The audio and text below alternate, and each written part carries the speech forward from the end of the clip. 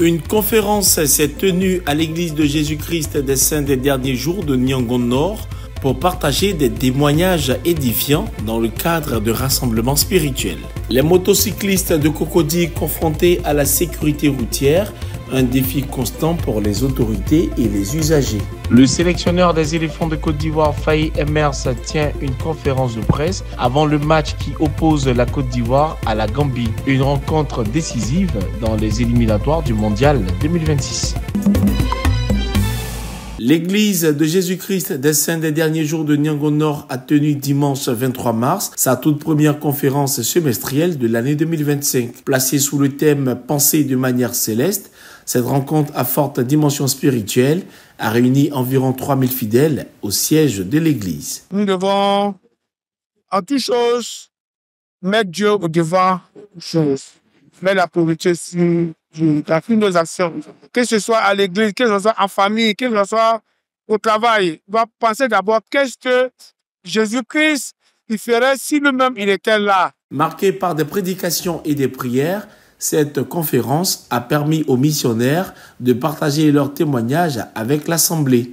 Un moment de communion intense qui a enrichi les fidèles, heureux des enseignements reçus sur la thématique de la rencontre. Vraiment, c'est une aubaine pour nous, en tant que membres de cette église.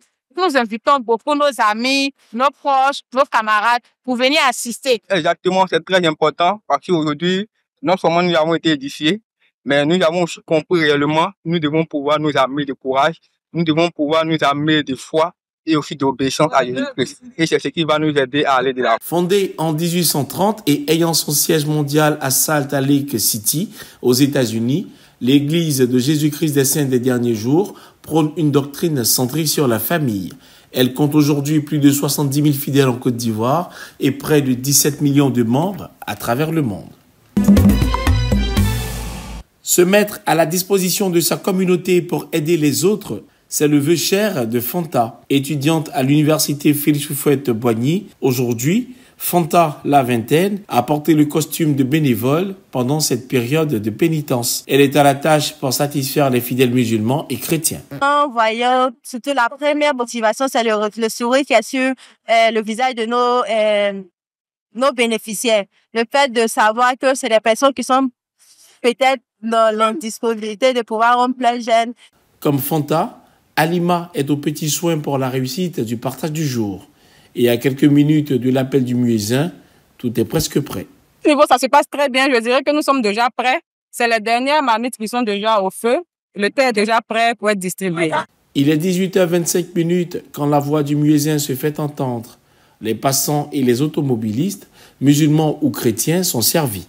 250 baguettes de pain, 30 packs d'eau et 5000 gobelets de café sont distribués aux fidèles. Michel est l'un des heureux bénéficiaires. Bon, ça nous permet aussi de... Parce que là quand c'est comme ça, il faudrait nous-mêmes, on doit garder pour aller faire chose. Mais si tout est dit après, bon, nous, ça nous arrange comme ça. Merci. C'est une surprise pour nous, quoi. Et puis, bon, c'est pas aussi régulier que ça à tout moment de mois déjà. Ah, de toute façon, sur 3 ans, on peut voir ça une fois, sur tous les 3 ans, là. Vraiment, merci beaucoup. Je les remercie beaucoup. Et puis, Dieu leur donne la force et ça puisse continuer comme ça. Tous les mois des jeunes. Ces vivres proviennent des dons et cotisations des membres de la communauté. Plus de 200 bénévoles sont mobilisés pour cette activité. Comme vous le constatez, on a une heure de pointe, nous sommes à Williamsville. Et qu'à cette heure-là, beaucoup de personnes peinent à rentrer chez eux à temps. Donc, nous, notre rôle ici, c'est de faciliter, permettre à ce que tout le monde puisse rentrer tranquillement dans la circulation. Ces jeunes hommes et femmes de tout âge et de toute confession religieuse arpentent les rues d'Abidjan, minimum 4 fois dans la semaine. Le passage au feu rouge des motocyclistes est évident sur cette route à grande circulation au carrefour La Vie dans la commune de Cocody. Le non-respect des feux tricolores par les motocyclistes augmente considérablement les risques de collision. Cela met ainsi en danger leur propre vie, mais aussi celle des piétons et des autres conducteurs. Un accident à Benjerville, il n'a pas respecté le feu. Le feu était rouge et vu qu'il était pressé, il a traversé et celui qui avait la priorité l'a percuté.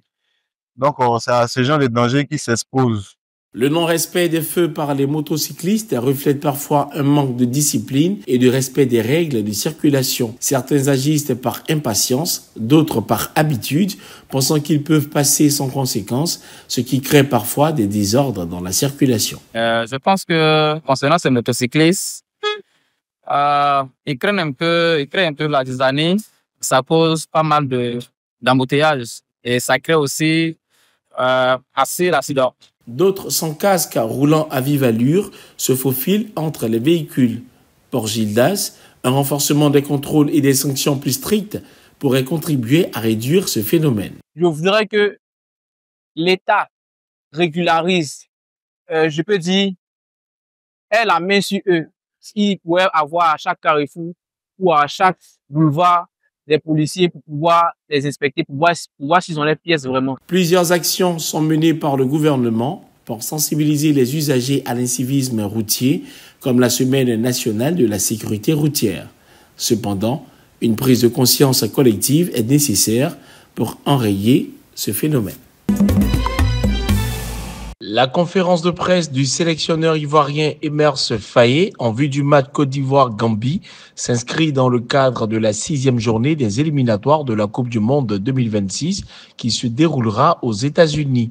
Pour ce match, il mise davantage sur le collectif des joueurs. Toujours de la même manière, de leur mettre la pression, d'aller les chercher haut, d'aller les étouffer pour faire en sorte qu'on ait rapidement la maîtrise du ballon, si possible marquer le plus rapidement possible, aussi pour gérer le match différemment, pour les obliger à sortir aussi et avoir plus d'espace dans leur dos. Donc on va, comme on fait d'habitude, on va essayer d'aller les chercher directement, de leur mettre la pression et d'avoir la maîtrise du ballon rapidement. Jean-Philippe Gbamé, aux côtés du sélectionneur, invite les Ivoiriens à croire en eux et à soutenir l'équipe avec passion. Toujours le même message, de nous encourager, de rester derrière nous, de rester unis, c'est ça qui va faire notre force.